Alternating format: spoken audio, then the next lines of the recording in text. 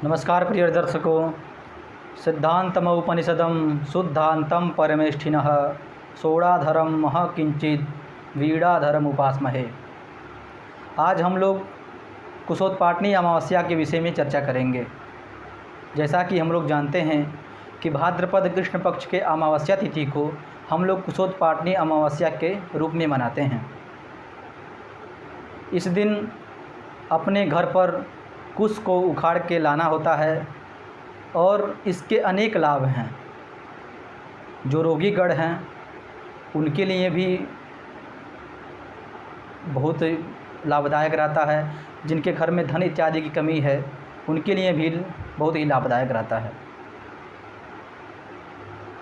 ये जैसा कि हम लोग जानते हैं कि कुश का ज़रूरत हम लोग को प्रत्येक धार्मिक अनुष्ठान, यज्ञ हुआ, हवन हुआ या संध्या वंदन हुआ या पितृपक्ष आ रहा है, पितृतर्पण, मतलब प्रत्येक घर में हम लोगों को कुश की आवश्यकता पड़ेगी। तो कुशोत्पाटनी अमावस्या के दिन जाएं और कुश को उखाड़ करके लाएं। कैसे उखाड़ना है, कुश की उत्पत्ति कैसे हुई, इसके विषय में हम लोग जानेंगे। हिरण्यकश्यप के भाई हिरण्याक्ष जब पृथ्वी का हरण करके वो समुद्र में लेकर चला गया, तब भगवान वाराह पृथ्वी के कल्याण के लिए उन्होंने हिरण्याक्ष से पृथ्वी को ला करके यथावत स्थान, मतलब जहाँ पर पृथ्वी थी वहाँ पर पुनः स्थापित किया। वाराह भगवान जब पूरी तरह भीग चुके थे तो उन्होंने अपने शरीर को झटका और उनके शरीर से रोम बाहर आए। रोम पृथ्वी पर आकर गिरे, वही रोम कुश के रूप में परिवर्तित हुए। बहुत ही पवित्र कुश को माना जाता है। जैसा कि हम लोग जानते हैं, छोटा से छोटा हम लोग अनुष्ठान करते हैं या कोई भी पूजा जप कुछ भी करने जाते हैं तो हम लोग अनामिका अंगुली में हम लोग पवित्री को धारण करते हैं, तो वो कुश से बनी ही होती है। कब लाभ करेगा कुश, इसके विषय में हम लोग जानेंगे। जैसा कि हम लोग आम दिनों में अगर कुश को उखाड़ करके लाते हैं तो मात्र एक ही दिन वो आपको लाभ करने में समर्थ होता है।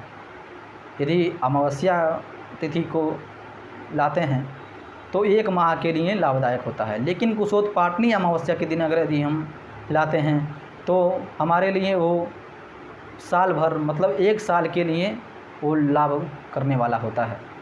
यदि भाद्रपद कृष्ण पक्ष के अमावस्या के दिन सोमवार पड़ जाए तो शास्त्र में वर्णित है कि वो कुशा 12 वर्ष तक हमको लाभ प्राप्त कराता है और उसका 12 वर्ष तक हम लोग प्रयोग कर सकते हैं।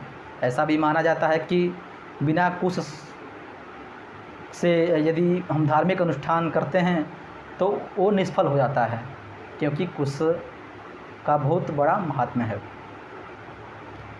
अब हम लोग आगे की ओर चलते हैं। कुश को कैसे उखाड़ें? कुश को एक ही बार में उखाड़ना होता है। अब आप लोग कहेंगे कि कुश बहुत मजबूत होता है तो एक ही बार में कैसे उखड़ेगा? तो सबसे पहले क्या करें, कुश के चारों ओर मिट्टी हटा दें। मिट्टी का मतलब उसके जड़ को एकदम हल्का कर दें कि एक बार में उखड़ जाए, और एक बार में उखाड़ करके उसका नोक, जो ऊपर वाला नोक होता है, वो न टूटे। ज़्यादातर हम प्रयास करें जो नवीन कुशा हैं उनको ही उखाड़ना चाहिए। और जो जलाशय के पास हैं, मतलब पोखरे, तालाब, नदी के पास यदि मिल जाएं कुशा तो हमारे लिए अति उत्तम कहा गया है। ये कुशा यदि हम लोग किसी का महादशा, केतु का महादशा अंतर्दशा चल रहा हो या केतु ग्रह बढ़िया फल नहीं दे पा रहे हैं, तो हम लोगों को उस कुशोत्पाटनी अमावस्या के दिन कुशा को ला करके उसको बुनवा करके और उस पर बैठ करके केतु की माला या भगवान शिव की माला यदि जपते हैं तो हम लोगों के लिए बहुत ही लाभदायक होता है।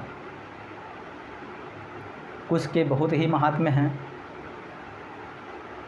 जैसा कि आप लोग जानते हैं कि प्रत्येक धार्मिक अनुष्ठान, कोई भी अनुष्ठान हुआ, उसमें हम लोग कुश का प्रयोग करते हैं। कुश को उखाड़ते समय हम लोग ओम हुम फट इसका उच्चारण करके कुश को एक बार में ही उखाड़ना होता है।